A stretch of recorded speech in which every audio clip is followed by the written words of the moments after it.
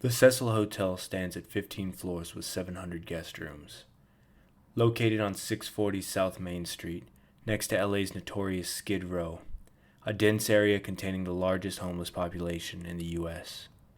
The Cecil is infamous for its 16 sudden or unexplained deaths and its notable tenants. In the 1980s, Richard Ramirez, known as the Night Stalker, a Skid Row regular, is rumored to have stayed at the Cecil Hotel and may have engaged in some of his killings while staying there.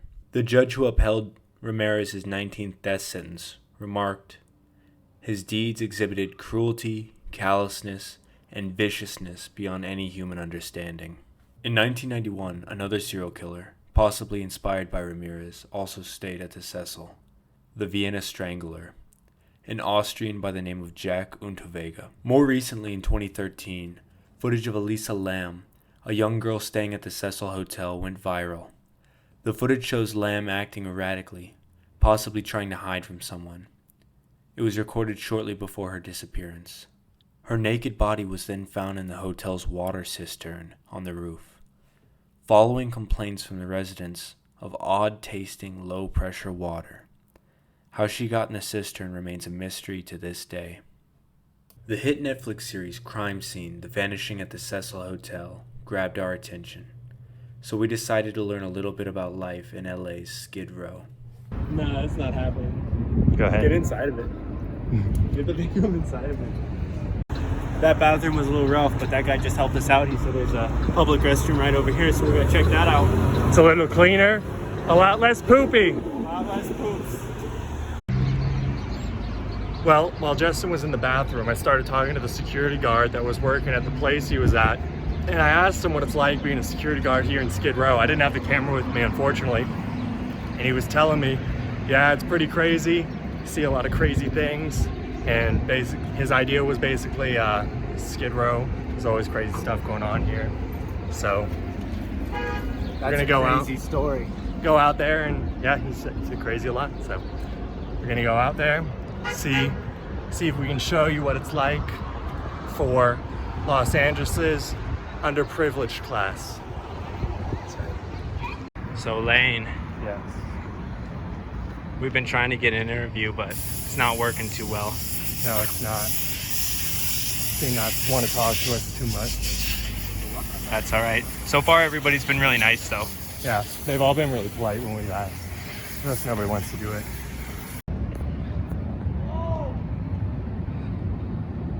One for YouTube though, for voiceless media. Oh, really? Oh, really? Yeah. Oh, okay. Yeah, you don't have to say your name if you don't want to. It's up to you. Okay, I'm Q-Etta. Okay. All right. And what did you want to know? All right, so what's your experience been like down here in Skid Row? It's been hard, especially for me. I'm female, but I surround myself with positive people, positive men. That's always good.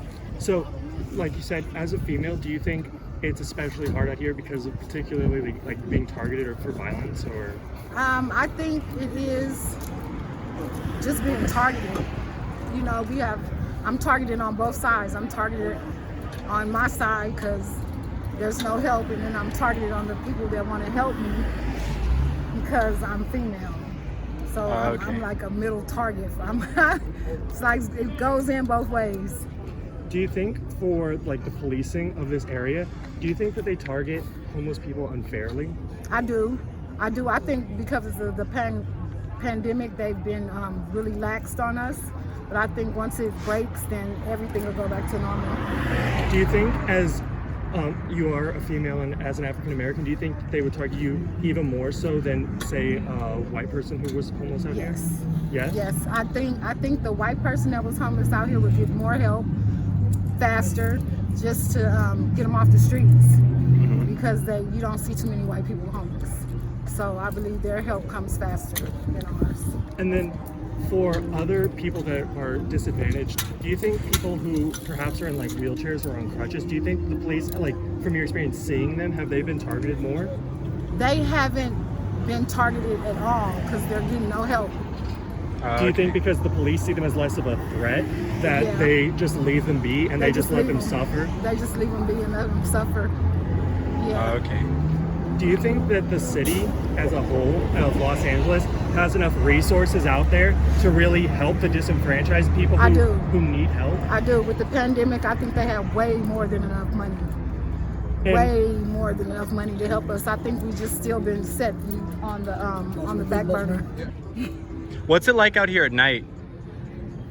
Night, it gets very quiet. It's an unbelievable quiet. The buses stop moving, the people stop moving. It becomes almost an eerie quiet, because the only thing that you can do to take care or to try to maintain yourself, you have to start structuring during the day. So at night, everybody just kind of calls it quits and waits for sunrise for whatever organization you're waiting on to open. And we're on timers for the showers. We're on timers for the to eat. So everything for us is during the day anyway. So it gets really, really quiet. So in terms of groups that are actually out here helping you guys, would you say you get more direct help in terms of food, housing, necessities like clothing and stuff? Do you get that from the city of Los Angeles or from volunteer nonprofit groups? Volunteer nonprofit groups, and they the police department has been trying to sway them from not coming to help us. They're actually trying to get them out of here? Yeah, they don't want them helping us. They feel like them helping us is a part of the problem. Oh. When it's not. I've been in the same thing a week. I know it doesn't, probably, I'm not as dirty as most, but I'm still dirty, you know. So, but when they come and volunteer their time and their services, the police department tend to sway against that because they're helping us. And it takes time for somebody to take out of their day to come down here and be of service to us. And that's remarkable considering the obstacles they have to get here. And then do you think in terms of like personal hygiene, like places to take showers, even just access to clean running water, do you think that there's enough locally, or do they force you to kind of go out for them? We have enough locally, you just have to time it right because of the amount of people. The shower truck might be across the street, but it might be 15 people before you. And they're only there for like a certain amount of time. And you only get 10 minutes to shower. And then you can go down to the shower stop down here on town, but it might take you 2 hours to even get to a shower. There's so many people. So it just depends on the shower, the amount of people and the amount of people that need to shower that day. And then in terms of like living arrangements, obviously a lot of people have their own little places that they've set up, but do you think that there's like adequate access to like places to stay overnight, like where they offer bedding and stuff? Like I saw one just up the street where there was a line already forming. Yeah. And it's still so early in the day. Yeah, because you have to be in by 7. By 7? By 7. And then do they have a time where they just kick everybody out basically? 5 a.m. 5 a.m. and everybody has to be back out? Everybody has to be back out at 5 a.m. But and if you want another place to sleep, you're back. If you want another bed, you'll start making your way in about 3:30. Because the line forms so early? The line forms so early. And do you think because they have it set, like a system set like that, it kind of, the people who don't have their own place, like who can't go out and get a tent, do you think that that kind of disadvantages them because they aren't able to go out and maybe try to make money or find a way? Because I'm a person that have a tent, I would think that they would hold on to that because it gives you some type of structure. Mm-hmm. Once you get a tent, you don't have that structure. You don't have a set hour to do anything. You pretty much make your own way. Is there a lot of gang activity out here? No. No? No, not on 6th Side. We don't gangbang, we hustle. What would you say is the most common like income source for people who live out here? All of our incomes are different. We all have a different knack in what we do. And what you do is provided on your income, you know? And gangbang is not really Not profitable. Yeah. How you doing today, sir? I'm all right, man. I can't complain. If I do, it ain't gonna do no good. So I just roll with it, man. So how would you just overall like sort of say about your experiences down here? It's a Somewhere else? Okay. How would you sum up Skid Row? well, it's a lot of mental illness / drug addiction. You know, let's do a diagnosis. And you have some people that see other people going through something, and they use that to motivate them to try to do what they need to do or whatever.